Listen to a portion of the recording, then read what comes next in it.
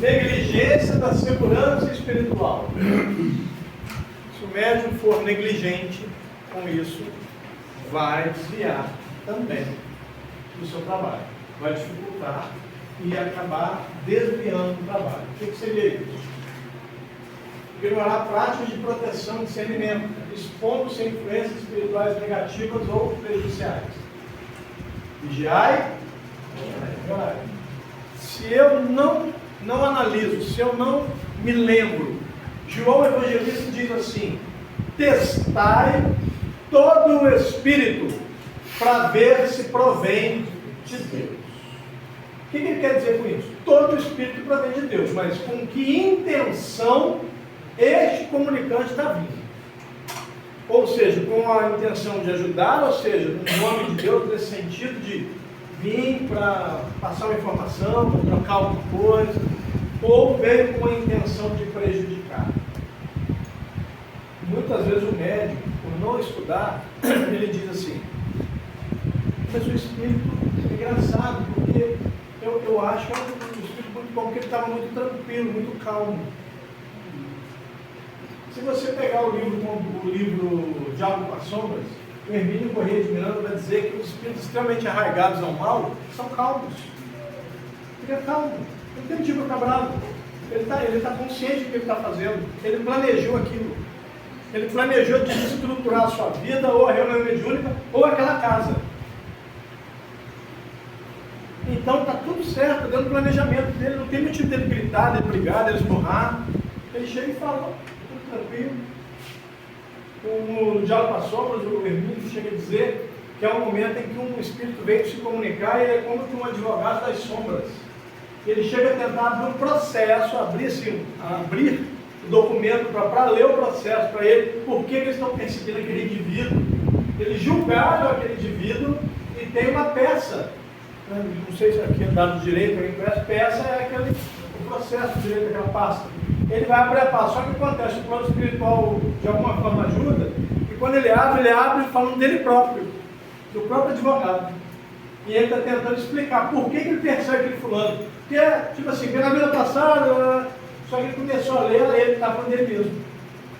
Aí o Hermínio vai trabalhando com ele e tal, e ele chega tranquilo, calmo, e o Hermínio diz que quanto mais calmo, mais arraigado ao mal. Por quê? Porque ele está tranquilo com relação a isso.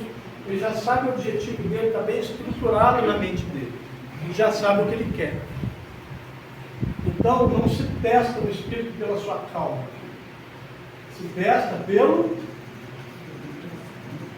pensamento, pela sua fala, pelo conteúdo. Se ele chegar muito calmo, melhor. Mas não importa. O que importa é qual a informação que ele vem trazer. O médium bem treinado, bem educado, obviamente ele vai sentir a energia daquela criatura. Ele vai sentir que ainda que ele esteja falando manso, como um cordeiro, ele é só um lobo em pé de cordeiro. A energia dele vai denunciar. O médium percebe e fala: opa. E aí o que o médium tem que fazer? Envolvê-lo com a sua energia, com o seu carinho. Para que ele se sinta, ainda que venha com um intuito ruim, ser bem recebido. Por quê? Para que ele possa ouvir a fala doutrinária, a fala evangélica, a fala do Cristo, que vai ser dita através do doutrinador, do dialogador. Eu vou continuar usando a palavra doutrinador, tá, gente? Só entendam que o Espiritismo não é alguém que impõe doutrina, mas alguém que fala sobre ela. A palavra doutrinador é meio complicado. Mas o doutrinador vai ser inspirado, vai ser instruído, alguém também tem que estudar. Porque eu estou falando de médico, mas entendam, o doutrinador também ali, como eu disse, é um medianeiro. Ele está falando, ele está entre Jesus e aquele indivíduo. Naquele momento ele está mediando. E ele também precisa ser um indivíduo que estuda muito. Dá para aprender dá para aprender a argumentação? Não. Mas se eu tiver conteúdo, fica mais fácil argumentar, concorda? Então, estudar. Se alguém que é doutrinador, ou vamos chamar de doutrinador, para ficar dando. Alguém que é doutrinador, é outro prazo. Beleza. Se não estuda, pode desistir. Já pode parar. Já deu. Por quê? Porque Porque vai chegar um momento que você vai encontrar um pseudo-sábio, e o pseudo-sábio vai saber mais de Bíblia do que você. E aí você vai dançar. Não, porque a Bíblia está, mas fulano diz isso. Diz. E fulano diz isso. Capítulo tal, livro tal. Eu sou um. Se você me pegar como obsessor, vocês estão perdidos. Eu vou citar a Bíblia até no original, para quebrar vocês. Só que eu vou fazer de violação. Gente, não estou brincando com vocês, eu sou o Santana. Eu estou aqui no horário que eu fiz muita besteira na minha vida. Eu vim só brincar com vocês. Então, é o que nós vamos chamar de pseudo-sábio. Por que pseudo? Falso sábio. Por quê? Porque ele tem conhecimento, mas ele não tem sabedoria. Vou dar um exemplo, já dei aqui no seminário, se não me engano, na palestra. Tirar uma palestra, gente, é o 6º trabalho desse final desse feriado. Estou meio perdido. Ela vai me auxiliar ali. Qual que eu falei? Foi no Chico Xavier que eu falei? Do Hitler. Do Cário, foi nas 2 palestras. Foi no rádio também você falou. Também? Então, isso. O Hitler. Conhecimento fantástico. Fenomenal. Foi julgado pelo tribunal alemão austríaco. Não é alemão, nasceu na Áustria. Foi julgado pelo tribunal alemão e ia ser executado. Ele reverteu, se tornou o líder da Alemanha e levou a Alemanha contra o mundo. Esse cara não tem conhecimento, mas não teve sabedoria. Fez um péssimo uso do conhecimento. Sábio, ele não foi. Muito conhecedor, muito inteligente, manipulava com facilidade as pessoas. Tanto que ele jogou um país que nem era dele. É a mesma coisa de vir um argentino aqui jogar o Brasil na guerra. O cara nem é a nacionalidade do cara e conseguiu pegar um país e jogar contra o mundo. Então, muito inteligente, mas não tem sabedoria. Aí eu costumo dar sempre um exemplo, que é de internet, vocês vão achar aí, que conhecimento é saber que o tomate é uma fruta. Sabedoria, nunca colocar numa salada de frutas. Não orna, não combina. Então, sabedoria é fazer bom uso do conhecimento. Quer ver? Até o momento eu passei conhecimento para vocês, sim ou não? Sim ou não? Sim. Não. Passei informações. Vocês vão processar isso na mente de vocês, vão receber pelo córtex pré-frontal, vão processar no córtex central do cérebro, vão comparar com o que vocês já ouviram, já leram, já estudaram, e vão transformar isso em conhecimento. Aí vai faltar o passo muito importante: fazer bom uso deste conhecimento. Fazer bom uso do conhecimento se chama... O que Salomão, filho de Davi, pediu a Deus? Sabedoria. Conhecimento ele tinha. Ele queria que Deus o intuísse a fazer o melhor uso do conhecimento que ele tinha. Meu Senhor, o Senhor me envia aqui para realizar um desejo. Eu quero que o Senhor me dê sabedoria. Ou seja, me mostra como fazer o uso bom, o uso correto do conhecimento que eu tenho. Se você pegar os Salmos, 25% dos Salmos é de Davi, outros 25% é de Salomão. E outros, os outros 50% dividiram em torno de 22 ou 23 outros autores. As pessoas cismam que o Salmo é de Davi. Não, existem Salmos de Davi, existem Salmos de Salomão. Mas o Eclesiástico, que só está na Bíblia Católica Romana, e o Eclesiastes, que está nas duas, a autoria dele, de Salomão. A pessoa se fala assim, eu só estudo Kardec, eu só leio livros de Kardec. Na minha reunião, a gente não estuda Kardec. Mas os outros conhecimentos. Então, o que acontece? Kardec é a base. Aí o que o Emmanuel... Então, esse que é o ponto. O Emmanuel, é isso que eu vou te explicar. O Emmanuel diz assim para o Chico: estude Jesus e Kardec. Se um dia eu te disser algo que vá contra eles, fique com eles e me deixe no esquecimento. Então pode estudar André Luiz, Manuel Flores de Milano, que eu sou apaixonado também. Por quê? Porque é o que mais fala de mediunidade. O Emmanuel, das análise do comportamento humano, falando inclusive sobre as passagens de Jesus. Cara, não branco vai falar através de do Divaldo? João. É a... Não. Deu branco.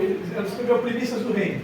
Amália. Amélia Rodrigues, que ela pega textos bíblicos e diz o antes e o depois daquele momento. Mas aí o que você faz? Você pode estudar, pode, mas compare sempre a Jesus e a Kardec. Se aqui estiver dizendo algo contra, deixa de lado. Por quê? Porque o André Luiz vai dizer, ele não fala contra Kardec, ele fala coisas que acontecem no plano espiritual, mas que está com base na doutrina. Porque senão, se você começar a estudar outros livros, como tem gente que só estuda Manuel Flamengo ou só Emmanuel, pode se perder. Porque há um livro do Divaldo que, não me lembro agora o plano espiritual, acho que é João de Anjos, que diz que Jesus teria nascido em 25 de dezembro. Pode ter nascido em qualquer outro dia, mas nesse não foi.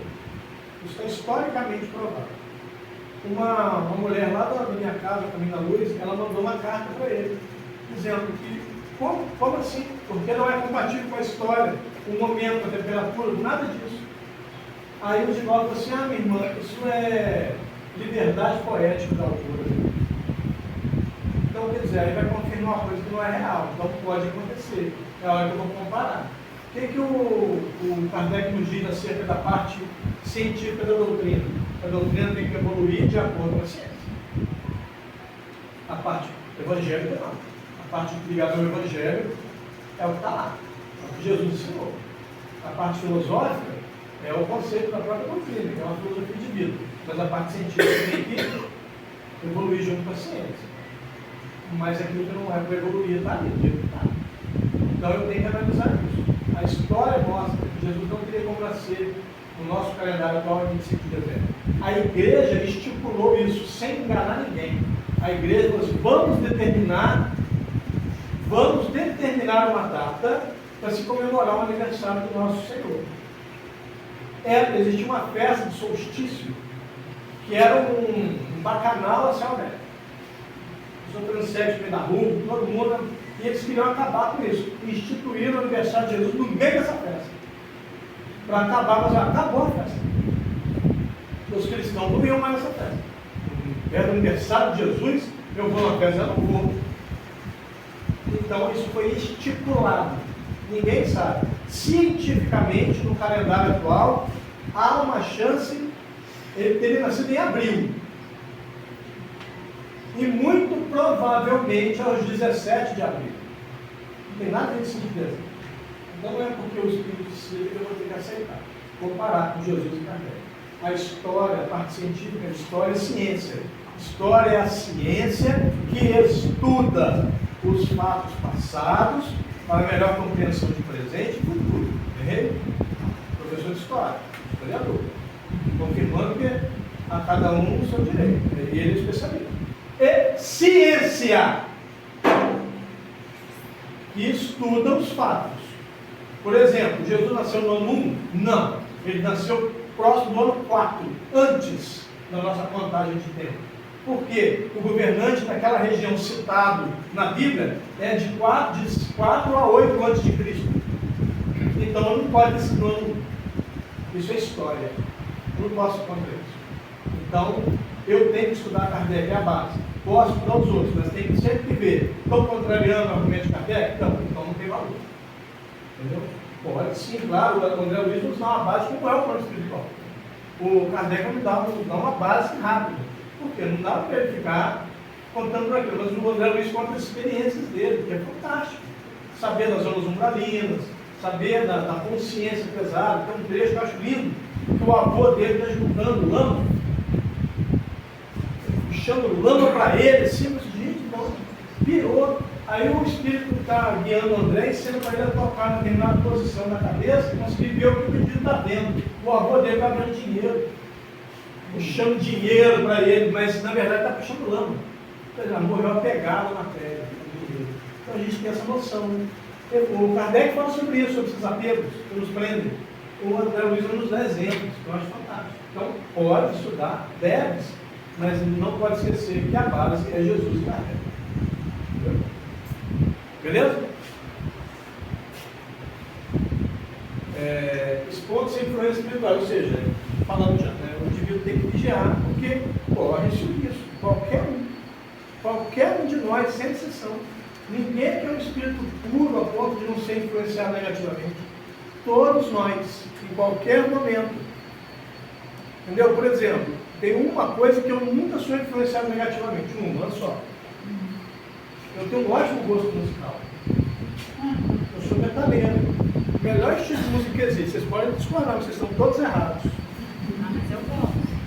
Quem ouve Iron Maiden tem aulas de história. Quem ouve Paula Fernandes já passa uns apertos estranhos, porque ela fala que eu quero ser a lua iluminando o sol. É o sol que tem luz própria? Que histórias da lua iluminar o sol? A lua é um satélite natural, ela não tem luz própria. Quem tem luz própria é a estrela, é o sol. Eu quero ser para você a lua iluminando o sol. Como assim? Então, na verdade, o que você está dizendo para o seu amado? Eu quero ser inútil na sua vida. Então, vocês podem discordar, mas vocês estão errados. O melhor time que existe? Flamengo. Vocês podem discordar, mas vocês estão errados. Depois da dúvida, eu aceito que vocês estão errados. Aceitem também. Brincadeiras à parte, né? Então sim, nós vamos estar sempre envolvidos. Pode acontecer. Quando eu paro a vigilância, eu posso instantaneamente ser influenciado pelo Espírito. Já aconteceu de uma irmã nossa de lá, uma médica, que era filho de professor sistematizado, era um exemplo maravilhoso. Chegou uma entidade e começou a escrever filhinhos. No final escreveu assim, como João evangelista. Ela falou assim: eu sei que não é.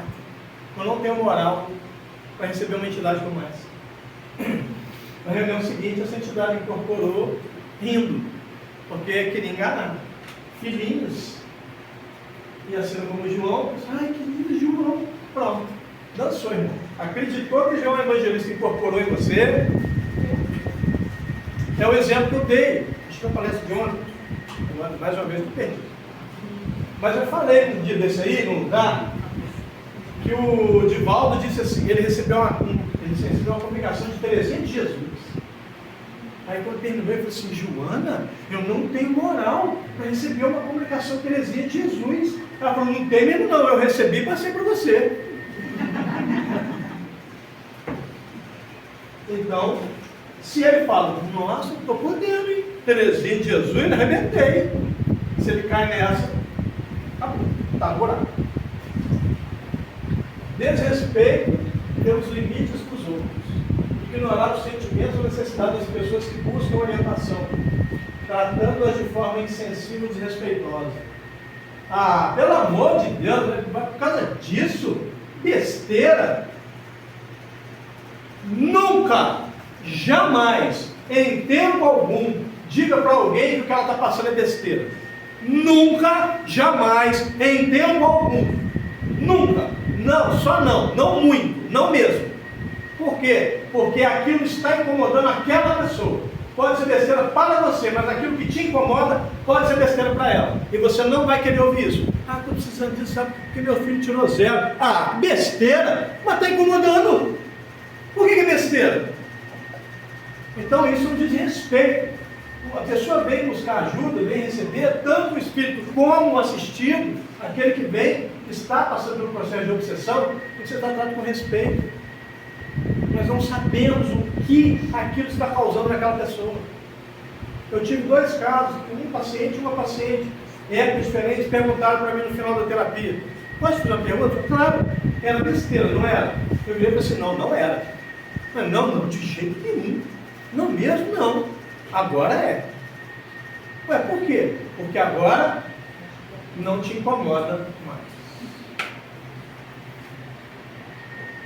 Eu não sei se aquilo que a pessoa, para mim, é besteira, mas para ela é um incômodo, é genuíno, ela está sofrendo de verdade. Não faça isso. Jesus é muito claro em dizer: não julgueis, pois se o fizerem, será julgado na mesma proporção. Você está preparado para ser julgado na proporção que você julga? Então não julgue. A gente não sabe. Às vezes tirar uma nota ruim, aquilo acabou o dia da pessoa. É trabalhar nisso para que ela vença isso. Mas dizer que é besteira, não. Porque está incomodando. Então o indivíduo chega às vezes para pedir Atendimento fraterno. Você, não, aí é besteira. Não, não é. A pessoa precisa de ajuda. Olha só que bacana. Ela veio pedir ajuda. Quem que acredita que é fácil pedir ajuda? Levante o braço. A ponto de eu pedir ajuda, muitas vezes o indivíduo é tão orgulhoso que ele não aceita nem quando oferece. Quando ele chega a ponto de pedir, é porque aquilo está incomodando de verdade. Então tem que haver respeito sempre, sempre.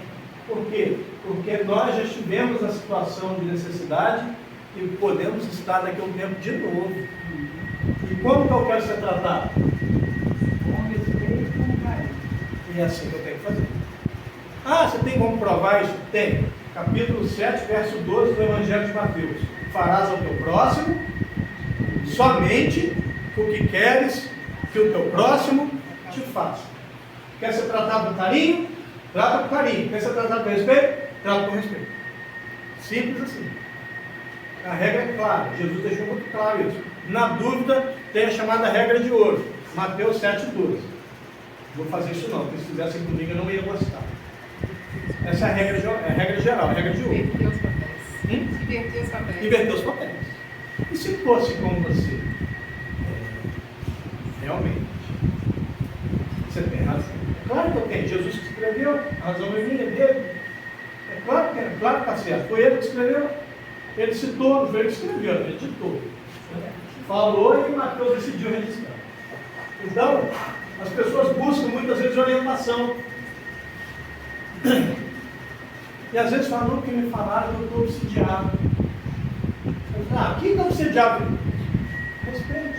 Vamos analisar, vamos conversar. O que está acontecendo com você? Quer ver? Por exemplo, já falei, acho que já fiz esse trabalho aqui, trabalhando na felicidade. Eu falo de tristeza, depressão e melancolia. Alguém lembra? Que bom. Se quiser, me chame de novo para falar disso. Pode fazer. Então, 3 estados distintos mentais. Um não é a evolução do outro, não é nunca foi, nunca será. Tristeza não vira depressão. Depressão é uma falha química do cérebro. Melancolia, o indivíduo nasce melancólico. Ele vai ter. O que é a melancolia, por exemplo? Tem algumas perguntas básicas. E interessantemente, quem melhor estuda melancolia é a doutrina espírita. Por quê? Porque a melancolia, ela tem, por regra geral, saudade de um tempo que eu não sei quando, de pessoas que eu não sei quem e de lugares que eu não sei onde. Eu tenho saudade de quem? De alguém de quem eu não sei. Tenho saudade de um lugar, mas que lugar? Não tenho ideia, mas, sabe? Eu queria estar nesse lugar, que lugar? Não sei. Nossa, tem uma época, o que é? Não sei a época. Mas assim, você não fala, ou seja, de um tempo que eu não sei quando, de pessoas que eu não sei quem, de lugares que eu não sei onde. O indivíduo nasce melancólico, são crianças melancólicas, é um estado mental. É muito difícil tratar, e trata-se, obviamente, com terapia e medicação para auxiliar no equilíbrio do humor. Depressão, falha química do cérebro. Vai ter que corrigir com o processo químico, medicação e terapia. O indivíduo lidar com aquele processo e achar outros caminhos, perceber o momento de alguma crise e conseguir se estabilizar, buscar ajuda, identificar. Então a terapia também é importante. Tristeza é psicológica, é só tristeza. Não quer dizer que seja pouco, mas é só tristeza, não tem nada químico, não precisa de remédio. O indivíduo, por exemplo, perdeu um ente querido, tristeza. Perdeu o emprego, tristeza. Separou de um cônjuge que ele amava, tristeza. Isso é tristeza.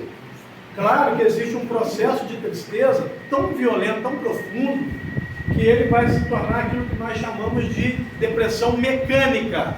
Por quê? Porque não é química. Depressão mecânica. Eu vou olhar para o Léo, e o Léo, pelo que ele está passando, pelo que ele está agindo, ele está em depressão. Mas ele não está. Por quê? Por que você está assim? Cara, eu perdi o emprego, eu adorava. Tem causa. Então não é depressão, é tristeza. Só que chega a um limite e quem olha fala depressão. Isso é chamado de depressão mecânica. São estados distintos da mente. Nós falamos, melhor aí, cara, que sua tristeza vai acabar com depressivo. Não vai não. Só se tiver problema químico do cérebro. Então, tem que ter cuidado, tem que ter esse mínimo de conhecimento para saber. Por que você está assim? Minha vida não perdeu o valor. Então, pessoal, Aí o que a gente logo imagina? Sentindo que a vida perdeu o valor, primeira coisa que vem, depressão. Pô, tem depressão. Aí você começa, o que está acontecendo? Não, porque meu pai partiu, depois que meu pai partiu, a vida nunca foi a mesma. Opa! Como é que é o nome disso? Tristeza. Vamos trabalhar, analisar. Poxa, mas você parou para pensar quanto tempo seu pai viveu com você? Quanto tempo da vida dele esteve com você? A influência que existe em você até hoje dele. Olha que coisa fantástica. O tempo, eu entendo que você sofre a partida dele, mas olha o tempo que ele esteve com você. Como ele pôde influenciar de maneira positiva. Às vezes que ele puxou a sua orelha, às vezes que ele te fez sorrir. E aquilo vai fazer a pessoa acordar para você, realmente, você tem razão. E a pessoa vai melhorando, a tristeza vai passar. A depressão, 3 níveis, nível 1, 2 e 3. A imensa maioria do nível 1 precisa de remédio, todos do nível 2 e todos do nível 3 precisam de remédio. Mas também todos precisam de terapia.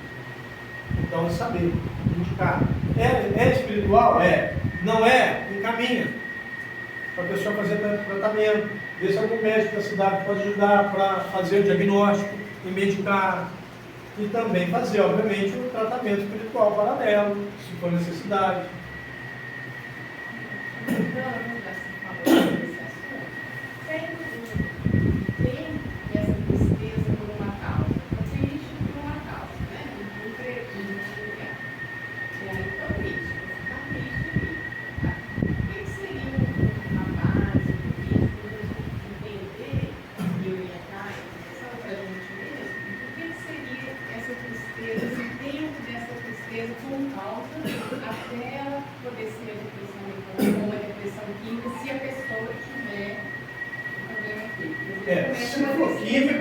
Se for químico, não tem causa. A causa é a falha. Não tem. Então, como é que a gente testa a pessoa sem depressão? Quando foi que começou isso? Não sei. Há quanto tempo você está assim? Não sei. Por que você está assim? Não sei. Opa, atenção alerta. A causa não é. Não, mas a pessoa não sabe qual é. Ela não sabe qual é, porque não importa. Ela sabe que em algum momento na vida ela acordou e estava nessa situação toda. Ela não sabe identificar. A tristeza com causa, ela A pode se estender por anos? Pode. A tristeza pode ser mais dolorosa e durar mais que o próprio processo, que a própria crise depressiva. Por quê? Porque a tristeza não vai te dar espaço. A medicação vai auxiliar na depressão, você vai ter uma vida. Vocês conhecem pessoas na vida de vocês que têm depressão e vocês não sabem que tem. Por quê? Porque está medicado, está fazendo tudo direitinho, então ele tem uma vida normal. Mas o triste não, ele vai estar sempre para baixo. Por quê? Porque aquilo não para, aquilo não dá uma pausa. Ou ela melhora, vai melhorando, ou ela vai ter no início, dependendo da situação, altos e baixos, e desses altos são falsos altos. É muito comum no caso, né, meu irmão? A situação que você, inclusive, passou por isso, a perda de um filho. É uma das piores dores que existe na história da humanidade, a gente defende que é a pior. Vamos ter no início altos e baixos, tem um momento de uma certa alegria, mas não é uma alegria real, porque eu estou tentando me erguer e é o certo. É o certo, eu tenho que tentar sair daquilo ali. Por quê? Porque ele foi o tempo dele, então me cabe estar de pé para ser exemplo para ele. Então eu vou me obrigar por alguma razão. Não importa. Então eu quero sair daquilo, então vou ter altos e baixos. Em algum momento vai ter uma estabilidade. Mas em época de aniversário, essas coisas, a gente vai ter aquilo ali. Entendeu? Então não existe um tempo. Vai depender do que a pessoa é, qual é se for tristeza, qual é o motivo da tristeza. E acima de tudo entender o seguinte, é algo que tornou aquela pessoa triste, não importa se aquilo faria ou não que eu ficasse triste. Fez a pessoa ficar. Então, vou auxiliar. E essa depressão, essa parte química, tem como detectar através de exame de alguma Não existe exame laboratorial, é tudo através de análise, é tudo através de percepção do diálogo, do psiquiatra ou do terapeuta, para identificar, diagnosticar e encaminhar.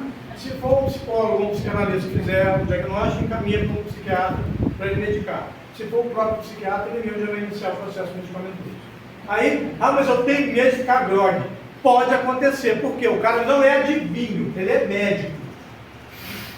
Então aquele princípio ativo, naquela proporção, pode não ser o ideal para você, mas ele está tentando te tirar da crise. E aí ele vai ajustar. Por que o psiquiatra passa o WhatsApp dele? Todo médico passa o telefone particular dele? O psiquiatra passa. Por quê? Doutor, eu estou ficando grogue. Então, diminui a dose. Muda o horário. Doutor, ainda não estou legal assim, sabe? Melhorou, mas aumenta a dose. Muda o horário. Ele vai fazendo os ajustes finos. Olha, não está dando certo. Ele vai chamar e vai fazer a troca do princípio ativo. Porque aquele princípio às vezes não foi legal para você, mas o outro pode ser. É teste, não adianta. Ele não sabe como o seu cérebro vai aceitar esse hormônio, essa medicação externa. Como ele vai reagir? Cada um reage de um jeito. Ele vai fazer um ajuste, então ele precisa ir ajustando. Ah, mas eu fui igual ao médico que fez ficar grogue. Calma. Pelo menos a gente tirou da crise. Agora ele vai ajustar para que você fique estável. E cabe ao paciente dizer, doutor, estou show de bola. Nossa, está sendo ótimo, estou bem, estou legal. Tem que dar um retorno para ele saber. Então vamos manter isso aí. Daqui a um tempo, doutor, passei por uma situação que deu uma caída. Ele falou, mas foi temporário? Como que foi? Foi, doutor, continua. Se acontecer de novo, você me fala. A consulta com o psiquiatra, em média, é a cada 3 meses. Porque é o período que você está fazendo esse trabalho. Mas você vai mandando mensagem. Não estou legal, vamos ajustar.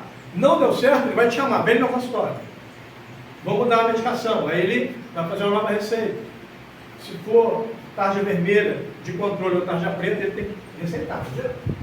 Aí o que acontece? O Léo toma um remédio e eu estou passando agora, ele toma aqui. Aí vai ser fantástico, porque aquele remédio pode dar um efeito oposto. Nós vamos chamar de efeito paradoxal. O que é um paradoxo? O oposto. Eu tomo um calmante e fico acelerado como se eu tivesse cheirado cocaína. Dentro do corpo, é sobrancelha.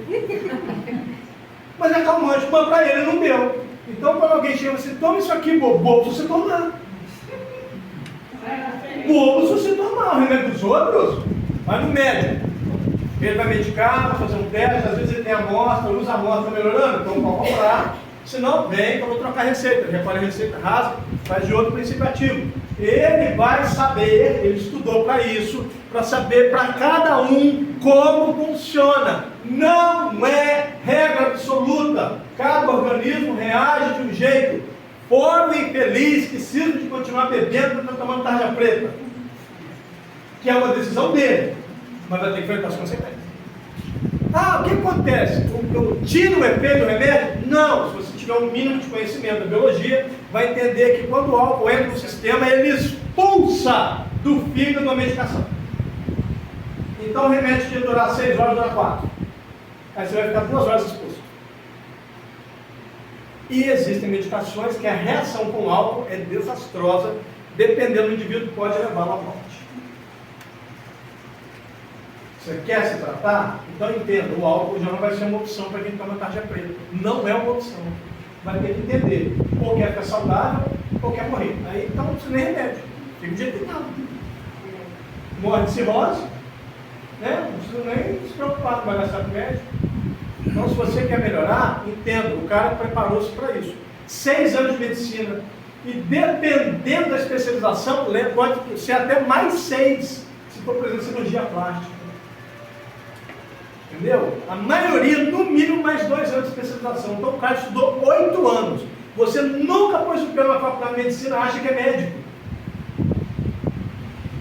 Então cuidado. Ah, mas eu fui lá e... Ah, o médico falou, pô, toma essa. Ah, doutor, eu fiquei estranho. Me deu tortura, me deu tremor. Falou, então esse princípio ativo para você, de repente, vai ter esse tipo de reação.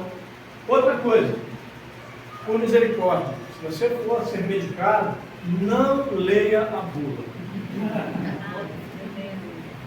Por quê? Porque tem gente que vai olhar aquilo e vai começar a criar todos aqueles sintomas. São sintomas psicológicos, nesse caso. Caso tenha sintoma, fala com o médico. Aí o médico vai saber, vai ter a bula lá, esse é um sintoma possível de acontecer. Mas se você ler, pode ler a bula, pode ler. Mas não leia os efeitos colaterais. Não leia essa parte, por favor. Pode ler a bula, por favor, leia. Nos efeitos colaterais, não. Porque se você for alguém que, numa dessas, você vai na onda, você vai começar, eu estou tendo isso, ó. Aqui, ó, é um remédio. Vou tomar isso não, eu vou acabar morrendo. Não, o cara estudou para isso. Vá com calma. Ele vai saber tudo? Não. Se você está em dúvida, troca de médico, de uma segunda opinião. Igual um médico italiano, escreveu na porta, colocou um papel na porta do consultório dele. Se você procurou, se você me procurou, você procurou os sintomas da sua doença no Google e veio até o consultório para pedir uma segunda opinião, eu te aconselho Yahoo. Você vai no Google saber que doença é essa. Agora ele fala, em vez de vir aqui, vai no Yahoo, porque você acha que o Google vai te dizer o que você tem, pode esquecer. Então cada um na sua. Eu costumo brincar o seguinte, vamos construir uma ponte aqui. Aí alguém fala assim, eu sou teólogo, vou chamar ele. Você é teólogo, não sou? Então nós vamos construir uma ponte aqui. Eu estou aqui, só para rezar para não cair. Ou porque se ela cai, não tem ninguém em cima nem embaixo. Eu não entendo nada de cálculo estrutural, porque eu vou fazer uma ponte. Nada. Vou rezar. Deus Senhor, abençoe que não cai, se cair não tem nem infeliz em cima nem embaixo. É o que eu vou poder fazer. Cada um na sua. Cada um na sua.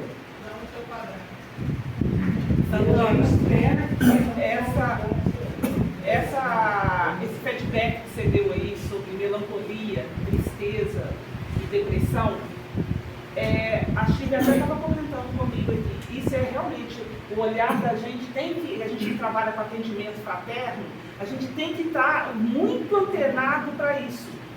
Porque realmente. Por quê? Vocês vão fazer terapia com as pessoas? Não, para identificar, para conduzir, para mandar para um, para outro. É isso. É assim. É isso mesmo. Saber eu acho que ela você tem tristeza, você pode ajudar. O seu papo vai ajudar. Você pode com a sua experiência de vida. Mas se é depressão, melancolia, não. A pessoa precisa de terapia, precisa de psiquiatria, precisa do médico, precisa da medicação. E alguns que às vezes o papo não seja o suficiente, vai precisar de terapia também. Sim. Não precisa do psiquiatra, não precisa do terapeuta, do psicólogo, do psicanalista, para ajudar a conduzir. É o que o Celton Mello, é uma fala do Celton Mello, ele fez uma personagem de um terapeuta. Ele tem um videozinho que eu não sei se vai dar para todo mundo ouvir. Um videozinho dele que eu acho bacana, uma fala dele, ele como pessoa, não como personagem. Deixa eu ver aqui, porque senão eu coloco errado aqui, vai ter vídeo estranho.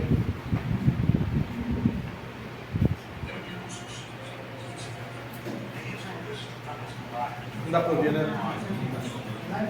Tem um microfone igual, não. Então vamos lá, eu vou lendo aqui enquanto ele fala. Ele diz assim: a terapia não substitui os amigos e vice-versa.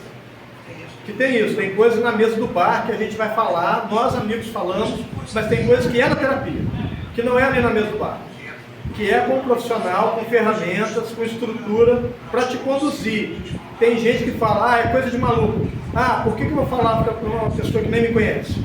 Isso é uma ignorância que acaba afastando as pessoas de ficar bem. Todo mundo merece ficar bem. Um mundo tão louco, tão materialista, o mundo está tão doente, o mundo está precisando de terapia.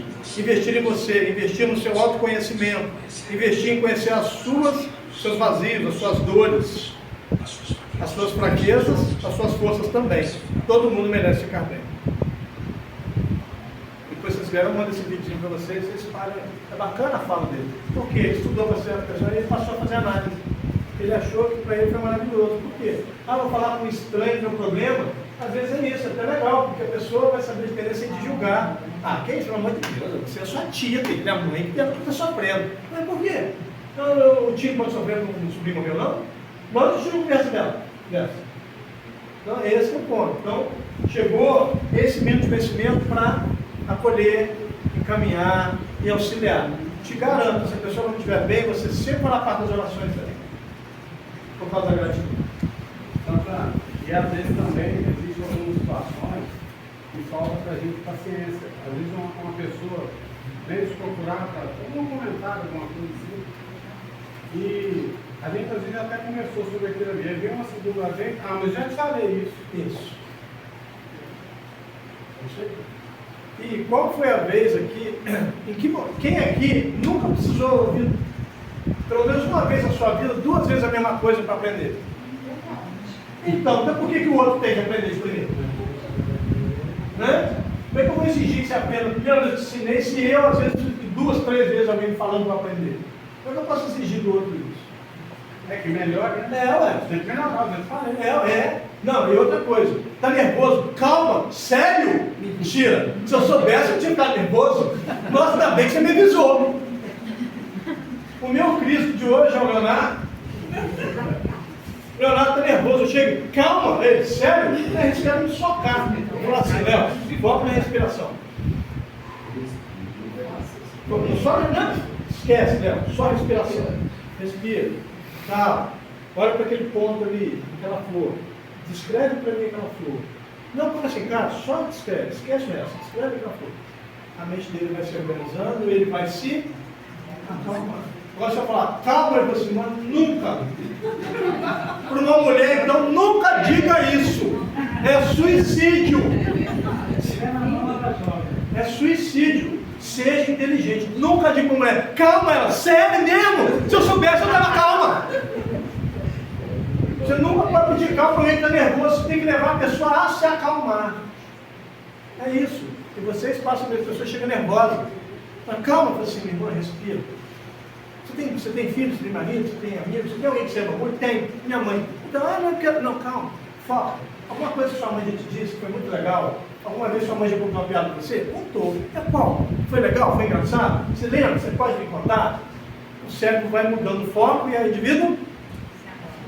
Vou ensinar uma ferramenta para vocês aqui, não abusem. Mas essa ferramenta é maravilhosa, eu só vou ensinar essa.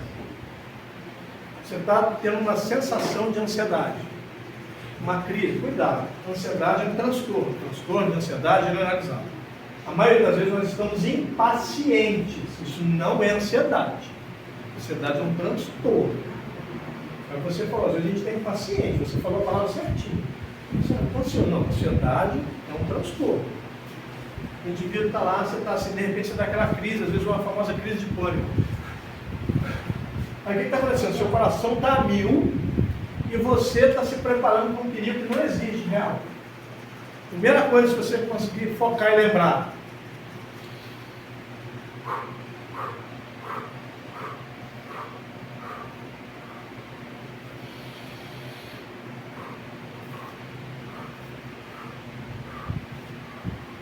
Respira com calma. Inspira até o limite, não segura e solta com calma.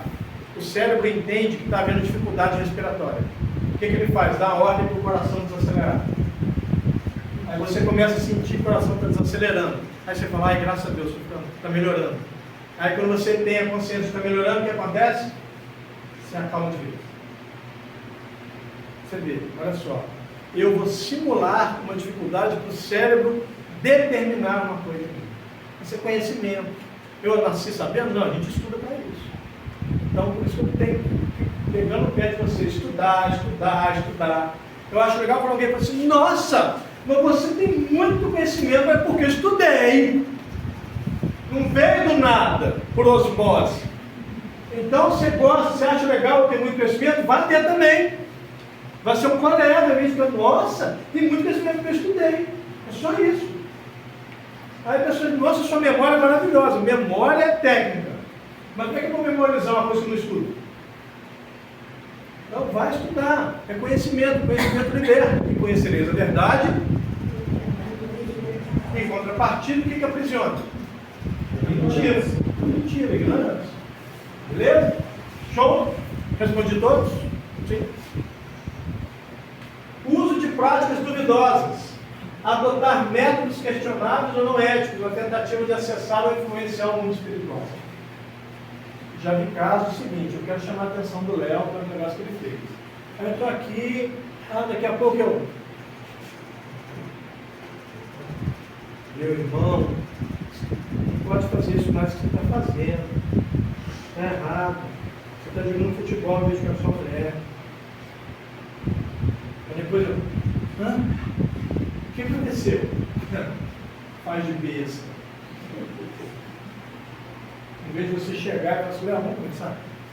Eu sou homem também tenho relacionamento, vou te dizer, o futebol é maravilhoso, mas melhor para os profissionais. Se isso for gerar problema na sua família. Ah, mas não, eu não quero falar. Aí eu finjo que é um espírito que incorporou.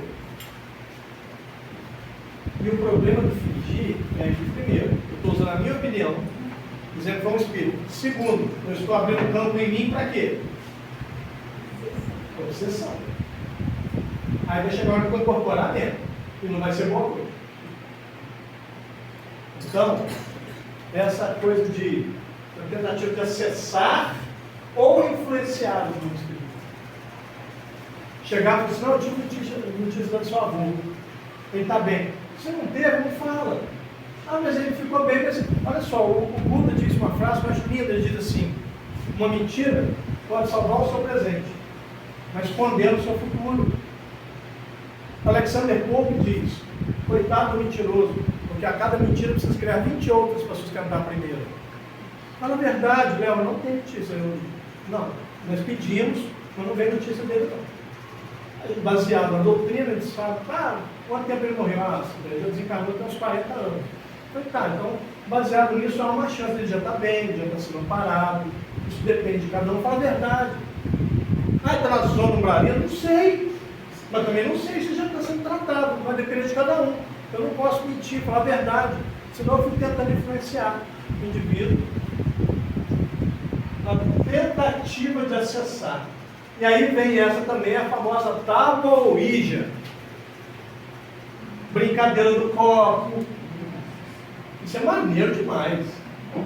Nossa, é fantástico. Para filme de terror, nossa, isso é maravilhoso. Quem é que acessa esse tipo de acesso? Qual espírito que se permite esse tipo de acesso? Zombeteiro. Aí é engraçado, um cara mesmo perguntou, ele falando que ele foi numa brincadeira dessa do copo, ele perguntou assim, eu vou morrer? Aí eu já comecei a rir. Aí, o que você está rindo? Eu falei assim, por que você acha que vai ficar para semente? Só posso dizer agora que o Espírito falou que não. Você é um Highlander. O outro, quando é que eu vou morrer? Aí o Espírito vai e conduz o copo. Dia, mês e ano. Então, acabou com a sua vida. Você vai morrer antes, por antecipação. Tem uma fala, tem um meme que eu adoro, a filosofia, sou graduado em filosofia, eu sigo uma escola chamada Estoica, Escola Estoica, estoicismo. Alguém já ouviu falar? Quem já ouviu falar? Não, eu sou estoico, dos pés da cabeça. Um dos argumentos do estoicismo é que eu vivo agora, porque o passado é inalterável e o futuro não existe. Ah, eu tenho hoje? Não, eu tenho agora. Hoje até meia-noite, não sei se eu vou estar vivo até meia-noite. Então agora eu tenho. Aí tem um memezinho que é o Snoopy e o Charlie Brown. Na figurinha de costas para quem está olhando. Eles estão de frente para um lago, um mar, não sei, alguma coisa assim. Aí o Minduim, né, que é o Charlie Brown, ele diz assim, Snoopy, um dia nós vamos morrer. O Snoopy vira para o outro e diz assim, mas todos os outros dias não. Eu vou ficar tão preocupado no dia que eu vou morrer que eu não vou viver todos os outros dias. Então não procure informações idiotas. Vá viver sua vida, seja feliz. Porque vão ter pessoas que vão tentar fazer isso, vão se destruir, vão se desviar do caminho e ainda vão gerar um problema para você. Eu quero saber se eu vou conseguir aquele emprego ou não. Cara, vai nessa. Porque o médio tem 50% de chance de acertar. A chance é muito alta. Vai sim, vai conseguir. Aí, se você conseguiu, o cara é fera. O cara lê mesmo as cartas, fala mesmo a verdade. Aí já dançou, já te peguei. Mas numa dessa, eu me desviei do meu trabalho verdadeiro com Cristo. Muito cuidado. Lembra, nós estamos falando sobre mediunidade transviada.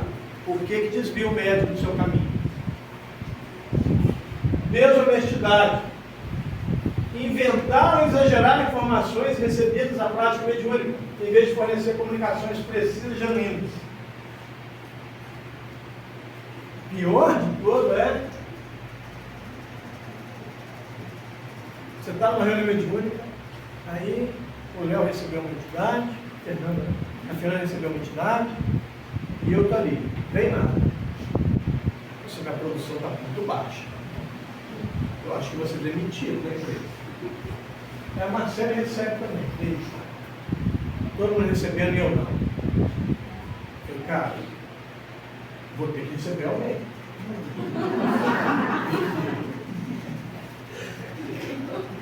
Aí eu vou mistificar, vou fingir que incorporei. Muito cuidado, porque isso é desonesto. Ninguém é obrigado a incorporar todas as vezes. Ninguém é obrigado a incorporar na mesma reunião 3, 4 espíritos. Às vezes vem um, e nem muito pesado. Às vezes vem um, é aquele que precisou, é aquele que de repente estava direcionado para você, para o seu campo energético. Que bom, que legal. O outro médico recebeu 2, 3. O problema é quando várias vezes acontece, a pessoa começa a achar que aquele médico é o médico principal. Aquele indivíduo é o principal na vida dele. Que ele que é o ator da vida dele. Mas ele não é principal mais nada. É um trabalhador do Cristo como todos nós. Quem limpa o chão trabalha com Cristo. Por quê? Quando nós estamos nos dedicando a qualquer prática, nós estamos abrindo mão de uma coisa muito importante. O quê? O que eu estou doando em qualquer trabalho na casa espírita? Qualquer um? Tempo. O americano diz que time is money, que tempo é dinheiro. O americano não poderia estar mais errado, porque o tempo é muito mais valioso que dinheiro. Dinheiro dá para roubar. Se você só olhar alguns políticos, você vai ver. Tempo não. Eu não consigo roubar o tempo. Eu não consigo tirar a vida de alguém e pegar o tempo dela para mim. Meu tempo é meu tempo. Então, meu tempo é a coisa mais preciosa que eu tenho. Então, quando eu dou o meu tempo, seja limpando o chão, seja lavando os toalhos da casa, seja fazendo alguma atitude com um orador que vem de Volta Redonda, que gosta de comer algumas coisas boas, isso, preferencialmente. Se você é professor sistematizado, se você é evangelizador, se você é diretor da casa, todo mundo está doando o seu tempo. Ele é precioso para todos nós. Então faça o melhor uso do seu tempo. Não pense que fulano é melhor do que você. Ninguém é melhor do que ninguém. Cada um está na sua função. É esse que é o ponto. As pessoas não estão preocupadas. Ah, que fulano faz isso. Para mim, o que eu faço? Sei o que eu faço, o fulano não faz o dele. Se a casa espírita não for limpa, o orador vai chegar aqui, vai começar a sentir cheiro de gente, não fala que dentro não mau cheiro, né? Isso aí está imundo. Não vai adiantar. Cada um tem a sua função e elas todas se combinam para o trabalho do Cristo. Eu já fui faxineiro em outras vidas, nessa sou orador, na próxima eu posso ser faxineiro, não, estou de boa. Eu quero servir. É a única alegria que eu tenho. A única coisa que eu faço por amor é falar do meu Senhor. A única coisa, eu não faço nada além disso por amor, nada. Quero aprender, mas ainda não. Falar dele eu falo por amor. Isso eu falo, porque Deus testemunha da minha vida. Mas é fazer por amor. Isso eu sei fazer. Se você mandar eu ajudar a limpar a casa, eu vou limpar. Claro que eu vou. Vou fazer por amor? Não, vou fazer por necessidade. Mas em algum momento eu vou aprender a amar aquilo também. Mas todo mundo precisa entender que a soma de todas essas forças nos dá recurso para estarmos aqui num templo, glorificando, adorando o Senhor de todas as coisas, o dono da vida, aquele que nos criou por duas únicas razões, que é o único que pode criar e nos amava antes de nós existirmos. Quem é que tem filho e antes de engravidar, da esposa engravidar, ou da própria mulher antes de você ficar grávida, você já começava a imaginar como seria o seu filho? Levanta a mão. Pois é, você concorda que você amou seu filho antes dele vir? Por que Deus não pode fazer isso? Ele nos ama antes de nós existirmos, ele já nos amava, a ideia que eu vou fazer existir. Então nós estamos aqui servindo ele através do emissário bendito dele, Jesus, nosso irmão. Nós não vemos Jesus como Deus, nós vemos um espírito extremamente elevado que chegou lá por mérito dele. Nós vamos chegar lá também. Eu já conversei com Deus, eu quero negociar, não quero. Porque chegar no nível de Deus, eu sou obrigado a governar o planeta, eu prefiro não. Me deixa ali só trabalhando. Governar o planeta é muito problemático. Porque administrar uma casa espírita, dar uma dor de cabeça, imagina um planeta. De pessoas que não se respeitam, porque cada um tem uma religião diferente, é uma raça diferente, tem uma forma de agir diferente. Eu não sou obrigado a concordar com o outro, mas eu sou obrigado a aceitar que o outro é como ele é. Há uma fala budista que eu acho linda que diz assim: não é mal, não é bom, não é certo, não é errado, é só o outro. O outro é o outro. Não porque ele pensa diferente de mim, não quer dizer que ele está errado, mas é só outro. E está tudo certo. Mas como eu disse no início, se eu vou trabalhar numa reunião mediúnica, eu tenho que estar condizente com o trabalho da doutrina, e para que aquele grupo seja coeso a energia, para que todos estejam felizes de estar ali, compartilhando aquele momento. Essa é a importância. Então nós doamos o tempo, o nosso tempo é a coisa mais preciosa que nós temos. Não perca o seu tempo com idiotices, com besteiras. Você tem tempo sobrando, vá dedicar a Deus. Vá fazer algo pelo próximo. Porque aí sim você vai fazer um melhor aproveitamento. Você será sábio no uso do seu tempo.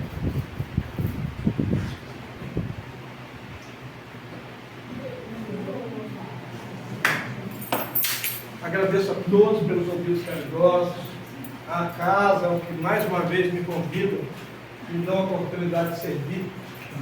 E eu sempre desejo a bênção do profeta Isaías. Eu acho que aqui eu nunca expliquei, não sei, mas o profeta Isaías é um texto que ele diz assim: aquele que recebe em sua casa um profeta, permite que ele fale do Senhor, receberá em dobro as suas bênçãos. Eu não sou um profeta, claro, óbvio que eu não sou, mas se assemelha um pouco porque vocês me recebem, eu venho de longe, vocês me recebem para eu falar do meu Senhor.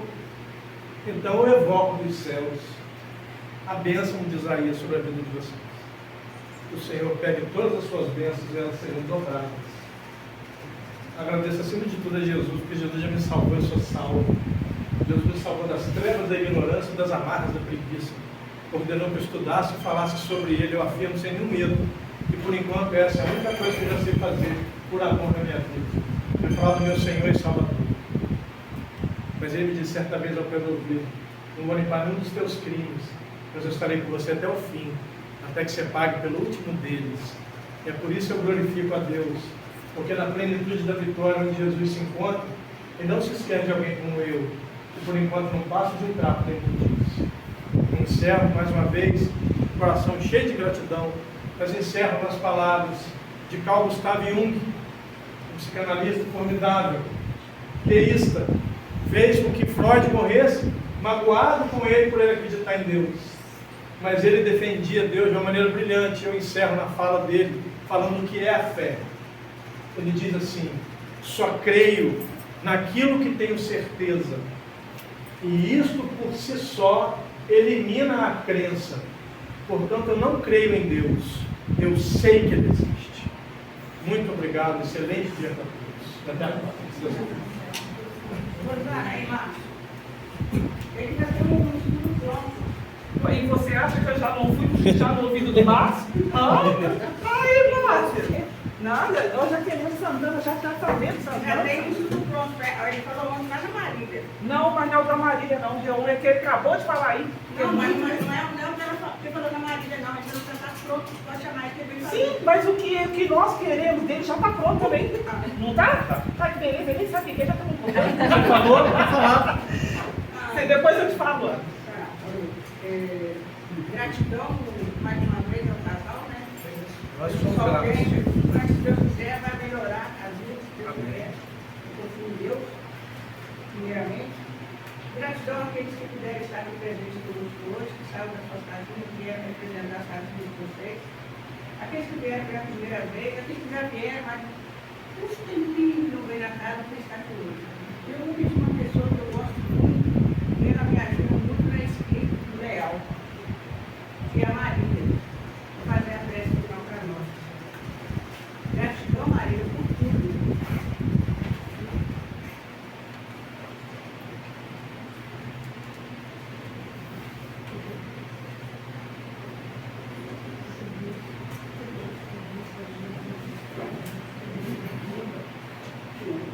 Abraço extensivo a Deus. Senhor Jesus, nosso mestre amado, amado, Senhor, que nos tira do nosso comodismo e nos combater.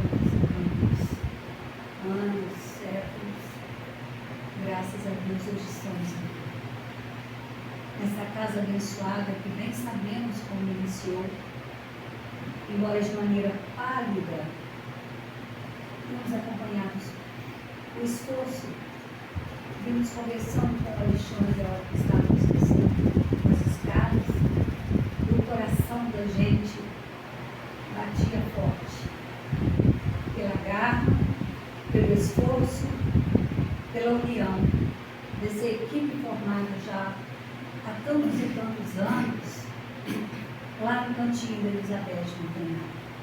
Nosso coração se exulta de alegria. Aqui estamos, Senhor, na condição de um aprendiz tão retardatário, carente da vossa misericórdia, carente, Senhor, ainda de conhecimento. Que banquete para nossas almas. Porque recebemos do companheiro, amigo, que nos traz conhecimento, que nos traz a sua colaboração. E ao chegarmos, ver tantos companheiros também, engajados na luta pelo nosso melhoramento. Ó Senhor, como somos gratos. Como somos gratos à sua misericórdia por todos nós. Não vamos nos estender. A nossa palavra é gratidão. A nossa palavra, Senhor, é gratidão. E ainda a nossa palavra, gratidão. O tanto que nos ama, Senhor. O tanto e tanto o Senhor espera por nós, embora caminhemos a passos tão lentos. Mas aqui deixamos a nossa tentativa de aprendermos tão temos necessidade. Como temos necessidade. Como reconhecemos aqui com os nossos corações exultantes pela bondade, pela misericórdia do Senhor. Tão pouco sabemos ou nada diante da grandeza que somos todos nós, criados, Senhor, para sermos felizes. Estamos a caminho da nossa evolução. Esse é o nosso presente de cada dia, a cada esforço, a cada tentativa de melhor. E é o que pedimos, Senhor. Essa ferramenta com que o Senhor nos abençoou para que pudéssemos adiantar os nossos passos. Abençoar a mediunidade com o Senhor. Que possamos fazer uso dessa abençoada peça importante para todos nós. Nos abençoe, Senhor. Quando o Senhor fazemos a oração do Pão Nosso, pedimos, não nos deixes cair em tentação. E aqui pedimos, não nos deixe falhar, Senhor. Que nosso coração permaneça. Ao sairmos desta casa, ao nos despedirmos desta oportunidade, mais esta oportunidade concedida para o nosso aprendizado, que ressoe em nossas mentes, em nosso coração, a cada maneira feliz que o irmão passou para nós, nos arrancou risos. Ah, Senhor, como é importante cada caso, cada citação, cada situação, e bem vamos comparar com as nossas vidas lá fora, diante dos exemplos que temos no nosso cotidiano. Nós nos lembremos, sancionadeiros, para que nós possamos considerar e avaliar que cada palavra dita aqui. Ouvimos também o irmão com as suas considerações valorosas lá no Cárita. Maravilha, Senhor. Como nos exultamos de alegria. Abençoe a cada um de nós. Abençoe as nossas casas, todas elas. Todas, Senhor. Com essa luz que tem certeza certeza que direciona os nossos espíritos a melhorarem a cada dia. Estamos em evolução, reconhecemos não estarmos prontos, mas aqui o Senhor nos coloca todas as ferramentas para que continuemos a obra da nossa profissão. Não está diante de nós. Procure que o Senhor nos oferece. Deixemos aqui o nosso pedido. Nos dê, Senhor, um coração manso, um coração sempre agradecido aos vossos conselhos, às vossas vontades, Senhor, que permaneçamos persistindo no caminho do bem. Melhor caminho. Obrigado, Senhor. Nos abençoe a todos. Nos direcione em paz para nossos lares. Direcione em paz o nosso companheiro que retorna à sua cidade. Todos nós possamos estar em paz. Obrigada. A gente tem um livro para sortear aqui. Ali. Fala o número. 16. 16. Também vai ser o meu. Vai ser o meu. 16. Ali. Ali.